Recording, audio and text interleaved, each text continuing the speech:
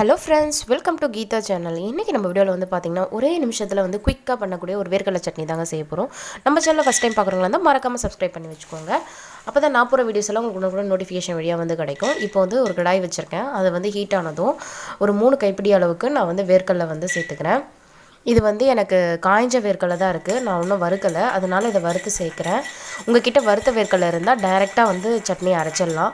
குயிக்கா ஒரே நிமிஷத்துல அவசர டைம்ல வந்து நம்ம பண்ணிக்கலாங்க. அப்படிப்பட்ட சட்னி தான் இது. இது வந்து இட்லி தோசைக்கு ரொம்பவே சூப்பரா இருக்கும் காம்பினேஷன். இப்போ வேர்க்கடலையை நல்லா வந்து வறுத்து எடுத்துக்கலாம். அது வறுக்கும்போது ஒரு சவுண்ட் வருங்க பட் பட்டுன்னு. அந்த டைம் தான் கரெக்டான பதம் அதுக்கு. கரெக்டா ஆஃப் பண்ணிடுங்க அந்த ஸ்டேஜ்ல. கொஞ்ச நாள் ஆறட்டும்னு வச்சிடலாம். வச்சுட்டு அதில் இருக்க தோல் எல்லாம் நம்ம வந்து ரிமூவ் பண்ணிடலாம். ரிமூவ் பண்ணாதவும் செய்யலாம். ரிமூவ் பண்ணி செஞ்சிங்கன்னா இன்னும் கொஞ்சம் டேஸ்ட் வந்து நல்லாயிருக்கும். இப்போது நான் இதை மிக்ஸி ஜாரில் வந்து சேர்த்துக்கிறேன்.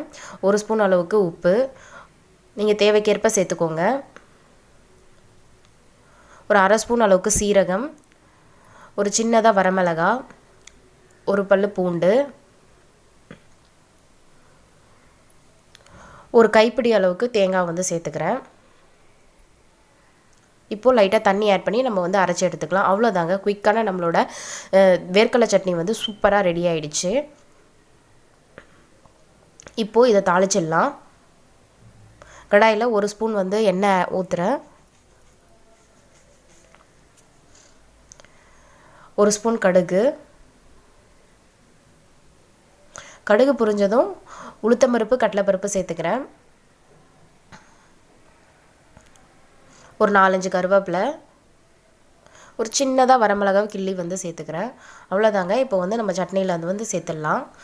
நம்மளோட சூப்பரான அண்ட் குயிக்கான ஒரு காலை வேலையில் வந்து எமர்ஜென்சியாக டக்குன்னு பண்ணக்கூடிய சட்னி வந்து ரெடி ஆகிடுச்சு.